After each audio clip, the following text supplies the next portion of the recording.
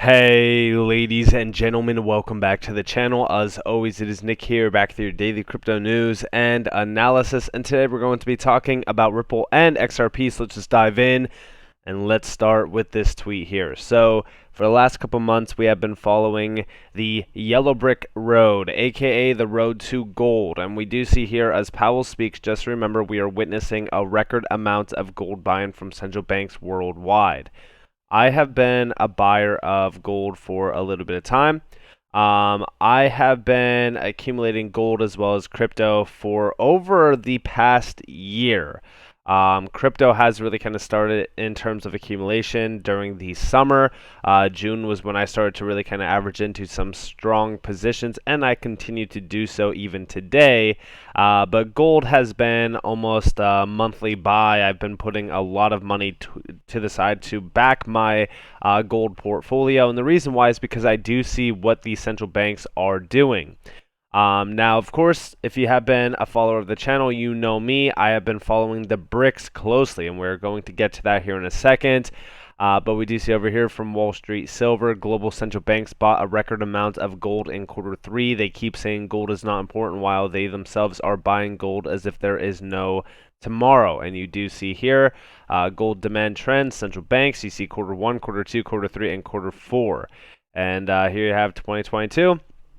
Q3 was a record time frame of gold accumulation. Even Q2 wasn't that bad either.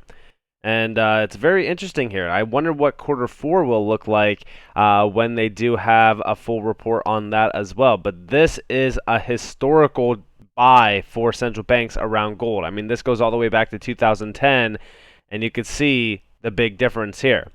Now, of course, we do see we have the full report over here. Breaking news: central banks bought a record 399 tons of gold worth around $20 billion in the third quarter of 2022. A substantial amount of gold was also bought by central banks that did not publicly report their purchases. What better what better way of looking at this than assuming that we know that one, Russia and China's gold reserves are probably a lot more than what we are expecting them to actually be. For an example, we do see down here, it did not give any details on which countries these could be, but banks that do not regularly publish information about their gold stockpiles include those of China and Russia. And it's going to be very interesting when we see those gold reserves being released. They will most likely release them at some point in time, but I could just imagine how much gold the BRICS nations have combined. We know that China is a huge player around gold, and they have been for a very long time. And the interesting thing here is what the BRICS are trying to do. We do see over here, Russia is calling for a new independent financial platform for international settlements. Do you still not think gold is going to play a vital role in the global financial system in the years ahead? I 100% believe that gold is going to play a vital role here, as well as digital assets and crypto. And we even do see down here from Sound Money 15, a new Bretton Woods agreement moment. Yeah, I do think that this is going to be a huge historical moment in time around the financial system, as well as finance in general. If you are not a part of this, if you are not paying attention to this, you are going to miss out on probably one of the biggest events in our lifetime. And we even do see down here from Absolutely Talentless Nobody, which is a funny name here, but we do see the emergence of a new international trading platform is inevitable, including for international settlements. Such platforms must be outside national jurisdiction. They must be secure, politicized, automated, and independent of any single point of control, which is going to be fully decentralized. And this would play perfectly into the DeFi sector, aka crypto, which we recently just talked about with the BIS. They're planning major trials of utilizing DeFi in the FX market, which is a $7.5 trillion per day market. It is absolutely insane on what's happening around these huge giants, especially in terms of the banking and financial sector. And we do see over here from Molly Elmore 22, we do see the BRICS nations announce plans to launch a new reserve currency for trade. The BRICS alliance indicated it would be a basket currency. What does that mean? How does a basket currency work? Now, of course, this is a speculative thread on the upcoming BRICS nation, or reserve currency, sorry, and their overall plans on this financial system. Like I said, Molly's always breaking down a lot of things like this over on Twitter with some incredible theories behind it. And I think that you should all go check them out. But we do see what is a reserve currency, a monetary asset used for trade and store value, generally used by only banks and nations. BRICS nations announced plans to create a new reserve currency for trade within member nations. Goal is to support trade outside dollar system, seize the U.S. dollar reserves by U.S. government, highlight at risk of storing wealth in a sovereign currency subject to political sanctions. And we do see a few things over here around GDP and assets. In addition, assets held by member nations could contribute to the allocation. They received approximately 20 assets, gold, oil, commodities, and a lot more here. Now, the funny thing about this is that this is going to be a huge event. Like I said, the BRICS are not small areas. We do see Russia, China, India, Brazil, and South Africa formed an alliance and recently announced plans to use a new currency for trade settlement. These are some of the biggest names in the space, and I do think that everyone should be paying attention to this because this is going to be a historical time. Just like when we have initially announced the US dollar as the reserve currency when we had the Bretton Woods Agreement. I really do think that we will see digital assets and crypto play a vital role here. We do see the new currency is expected to be a digital asset-based currency and functions like poker chips. Each nation assembles their stash of assets, and based on the value of those assets, are given a specific number of poker chips. In the SDR model, the poker chips are based on a contribution of currency alone. The BRICS nations will allow nations to leverage value from currency and assets like gold, silver, oil, and commodities. The assets function like collateral in a loan. And we do see down here, they are not intended to be spent like money or traded, but used to secure the value of the poker chips. This would give nations with a smaller GDP another way to secure more reserve assets for trade and for storage of wealth. And these could be, how would these or those assets be valued?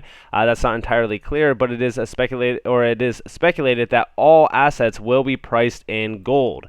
And this is where you could talk about, you know, XRP being revalued to gold, for example, and things like that. But we do see, could a nation outside the BRICS alliance still trade even though they don't have the BRICS reserve asset? Yes, this is where Ripple's on-demand liquidity platform fits in. BRICS could swap their asset, BRICS currency, dollars, or another reserve asset used by banks for XRP, which is swapped for the asset they need to complete the trade. Because this arrangement for on-demand liquidity potentially includes any asset that could be classified as value, gold, real estate, derivatives, sovereign currency, the total value of XRP has to support enough liquidity to enable massive nation-to-nation trades. While it is impossible to calculate exactly what that would be, it's clear that a low value like $10 would not be sufficient. This is also why I've always said, like, the value of XRP, if it is going to be utilized as that bridge settlement token, especially with things like this could be extremely revolutionary, not only technologically, but also value-wise. The value of XRP could very well be much higher than we ever expected. We also do see over here from Frank Giustra, we do see since the 5 member states produce half the world's iron, more than 40% of the world's wheat and corn, and 1/4 of the world's oil, their adoption of a new currency to replace the dollar could dramatically change the economic order. This is talking about the BRICS. I've been telling you guys that when we see the US dollar being utilized and really kind of, I'm just going to say it, like, it's been weaponized to be this financial weapon for so long, and even Swift has been a major key player within that because obviously everything is still backed by the US dollar. Swift could be controlled, it could be sanctioned, 11,000 plus financial institutions, like, all of this is collapsing. This old system is collapsing. We will see a full-on new currency. It could very well be the new reserve currency, and we can see a full-on new financial system morph into reality out of this huge economic warfare that's going on. And I have been reporting on this for a little bit of time.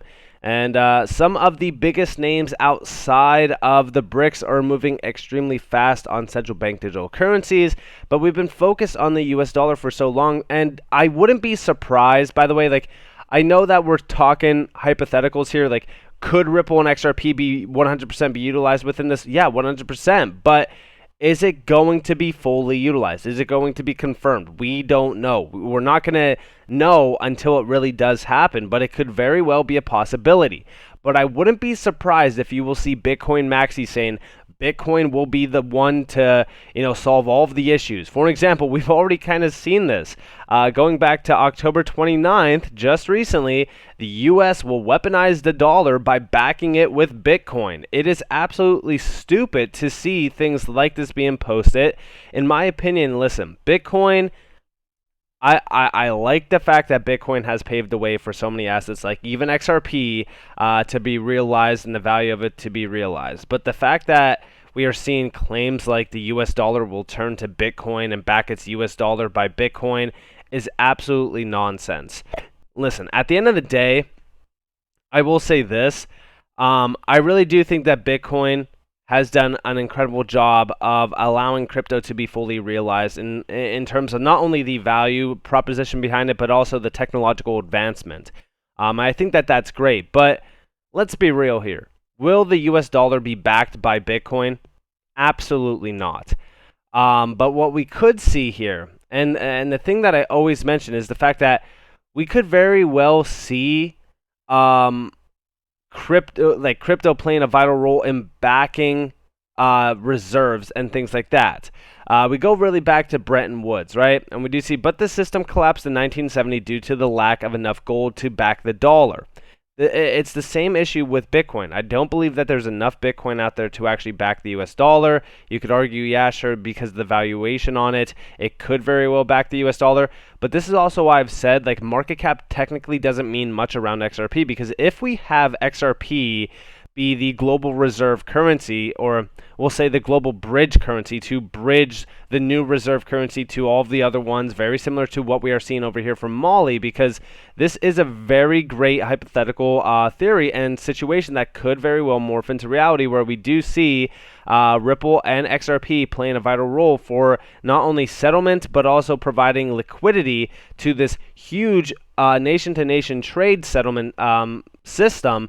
This could be very well the idea of kind of seeing XRP morph into that bridge currency. But the good thing about XRP is that there is a major supply of it. There's 100 billion of it. Circulating supply, it's about 50 billion. But that is plenty, and it is enough for this new system to run on and truly really kind of have that settlement core system in place for it because of how much supply there is. Now again, a lot of people argue the market cap, but when you look at the market cap of XRP, if we do have XRP valued at, we'll say $100 to $1,000 to even maybe $10,000, which I know everyone loves the $10,000 price target on XRP, obviously, but that's what we have been hearing for so long. The market cap technically doesn't matter. It's what's going to make this entire system work efficiently. But I will say, I do agree with Molly. I do think that $10 for XRP is substantially too low for a value on XRP to be, sufficient. This is also why I've always looked at, what could the speculative price of XRP actually be. We really have to calculate it on how much money will flow over it. If we're talking about nation-to-nation settlement, as well as liquidity sourcing, I mean, the value of XRP could easily, and I say easily, be worth 3 to 4 digits plus. But when is this going to happen? Is it going to happen? Those are the big questions in the room that nobody really knows the answer to. All we could see and all we could really do is just pay attention to what is happening around these big areas, because almost all of the massive names out there are working with the BRICS. In fact, over here, we do see Indonesia is considering creating an OPEC-like cartel for nickel and other critical battery metals. There have been numerous reports of the potential of Indonesia to join BRICS. Things are beginning to take shape. We just recently talked about as well as Saudi Arabia moving away from the petrodollar. I mean, things are rapidly unfolding within the BRICS nations, and things are getting very, very interesting here. So with that being said, I hope that you guys enjoyed this video. If you guys did, definitely leave a like, subscribe, turn notifications on if you guys have more free content. You guys are more than welcome to follow me on Twitter and join the free Discord down in the description below. It's always up to you all. Have a beautiful day, beautiful night, wherever you guys are in this beautiful world. It's been Nick. Peace out, guys.